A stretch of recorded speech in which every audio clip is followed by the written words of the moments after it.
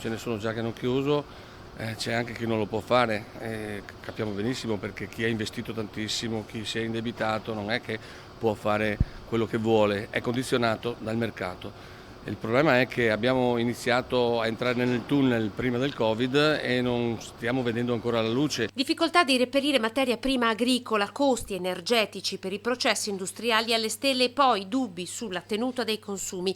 Per gli allevatori, di fronte a costi così fuori mercato, il prezzo del latte è destinato ad alzarsi, dove parallelamente, come denunciano i produttori di mangimi, la mancanza di materia prima agricola sul lungo periodo, la disponibilità è limitata solo a 20 giorni, renderà inevitabile il blocco della produzione, con conseguenze pesantissime per gli allevamenti che dovranno abbattere gli animali.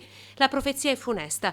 Per Aprolav la situazione può anche peggiorare. Se il sistema industriale di trasformazione lattiero-casearia si contrae, ora si contrae per sempre. Quando una stalla chiude non apre più, insomma, ecco, e quindi il nostro futuro è segnato anche dalla filiera, da chi deve capire che l'allevatore non può essere sempre l'ultima ruota del carro, ma deve essere trattato come una componente di questa filiera. Mais è raddoppiato, la soia non viene nemmeno più consegnata, sopravvive solo chi ha stipulato contratti già in essere. Noi importiamo solo il 13% di petrolio dalla Russia, quindi non vorrei che ci fosse anche una speculazione in questo senso, perché alla fine il gasolio agricolo deriva dal petrolio e quindi sono cose che ti fanno meditare, che ti fanno pensare, che ti fanno capire che molto probabilmente noi siamo in questo momento un ostaggio di chi sta speculando nei nostri confronti. Eppure nella bilancia dell'agroalimentare la filiera del latte resta al primo posto in Italia, come in Veneto.